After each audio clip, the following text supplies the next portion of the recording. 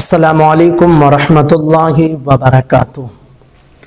कुर्बानी का जो वक्त है वो कितने बजे शुरू होता है और कब जाकर वो ख़त्म होता है। इसी तरह देहात और शहर में कुर्बानी के मुतालिक क्या फ़र्क है, इन दोनों मसलों पर इंशाअल्लाह आपके सामने हम बात करने वाले हैं।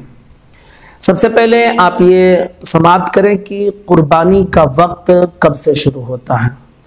तो कुर्बानी का जो वक्त है वो 10वीं ज़िलहिज्जा यानी जो ईद का दिन होता है, जिसे 10वीं ज़िलहिज्जा कहते हैं, तो उस दिन तुलूए सुबह सादिक से यानी जब फज्र का वक्त शुरू हो जाता है उसी वक्त से लेकर कुर्बानी का वक्त शुरू होता है।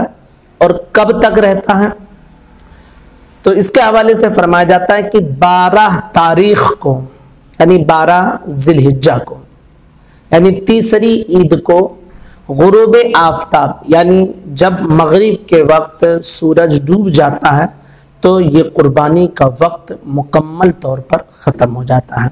यानी आप ये समझ लीजिए कि 3 दिन होते हैं और 2 रातें, 10 का दिन, 11 का दिन और 12 का दिन, ये 3 दिन हुए।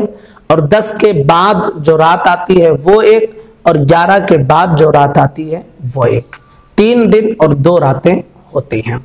तो 10 ज़िलहिज्जा को फज्र यानी तुलूए सुबह सादिक से लेकर 12 ज़िलहिज्जा तक गुरूब आफ्ताब तक ये कुर्बानी का वक्त रहता है। लेकिन जहां पर जुमा और ईद की नमाज वाजिब है जैसे कि शहर, तो उनके लिए हुक्म ये है कि वो सुबह सादिक के बाद कुर्बानी ना करें, बल्कि जब नमाज ईद की हो जाए तो ईद की नमाज के बाद कुर्बानी करें। अगर ईद की नमाज से पहले शहर में जहां पर जुमा और ईद वाजिब है किसी ने कुर्बानी की तो उसकी कुर्बानी नहीं मानी जाएगी। अहादीस मुबारका में इसके हवाले से सख्त ममानात मौजूद है। हाँ, जहां पर जुमा और ईद की नमाज वाजिब नहीं है जैसे कि देहात, तो वो अगर चाहें तो फज्र के बाद यानी ये तुलूए सुबह सादिक के बाद से ही वो कुर्बानी शुरू कर देते, यानी ईद की नमाज से पहले अगर वो कुर्बानी कर लेंगे तो उनकी कुर्बानी हो जाएगी, क्योंकि वहां पर ईद और जुमा की नमाज ये वाजिब नहीं है। लेकिन उनके लिए भी बेहतर, चूंकि जब सुबह सादिक होता है तो हल्का हल्की सियाही रहती है, रात का कुछ पहर मालूम पड़ता है, तो उनके लिए भी मुस्तहब ये है कि जब सूरज निकल जाए तो उसके बाद वो कुर्बानी करें। उनके लिए भी यही मुस्तहब है कि सूरज निकलने के बाद कुर्बानी करें। लेकिन अगर पहले कर लिया, सूरज निकलने से पहले और तुलूए सुबह सादिक के बाद, इसी तरह नमाज ईद से पहले देहात वाले अगर कुर्बानी कर लिए तो उनकी कुर्बानी हो जाएगी, उन पर कोई मसला नहीं है। शहर वालों में ये मसला है कि जहां पर ईद और जुमा की नमाजें वाजिब हैं तो उनके लिए हुक्म है कि नमाज हो जाए फिर उसके बाद वो कुर्बानी करें।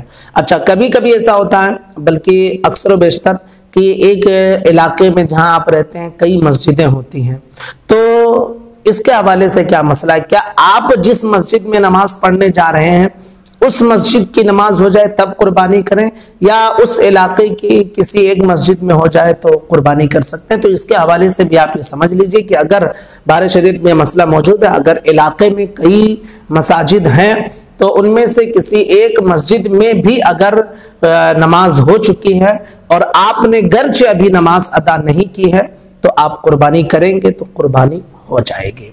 लेकिन बेहतर है कि आप भी नमाज अदा कर लें तब कुर्बानी करें। ये सारे मसाइल कुर्बानी के बयान में बारे शरीयत जिल्द 15 सफ़ा नंबर 336 पर मौजूद है।